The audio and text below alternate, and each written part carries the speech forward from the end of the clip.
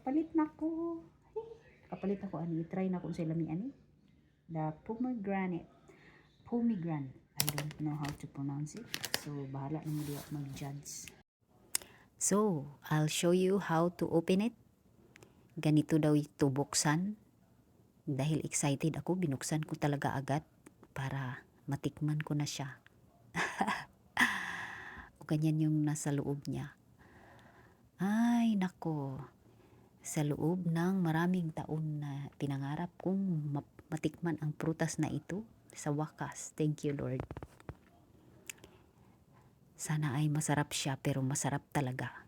Hindi siya masyadong matamis at masarap siya kainin. Meron siyang mga buto-buto sa loob, parang maliliit na buto. Maganda daw yung prutas na ito kainin araw-araw, sabi nila, kasi ang dami nitong benefit sa katawan mo kung kakain ka nito araw-araw.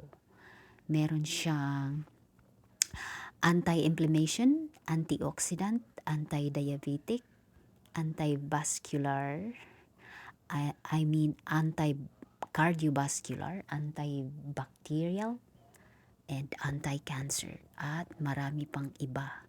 Kaya recommended siya na kainin araw-araw para maging okay yung katawan mo. Wish ko lang na marami yan sa Pilipinas. Kasi good din siya sa tummy.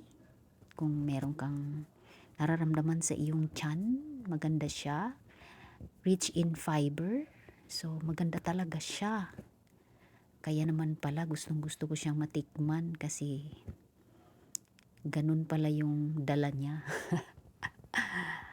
Kaya nga daw siya tinatawag na fruit of the God. So, ganun siya ka-special na fruits.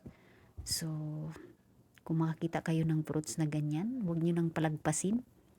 Para akong nag-endorse ng prutas na ito. Pero, ang sarap nang matikman ko siya. Matamis na hindi masyadong matamis. Like, tamang-tama lang ang tamis niya. Hindi siya nakaka sa lalamunan. So, masarap talaga. Kaya excited na ako na kumain yan. So, yun lang. Yun ang kina-excite ko sa prutas na yan. Kaya, thank you, Lord. At natikman ko na din. Ay, mga ang tao. Pomegranate.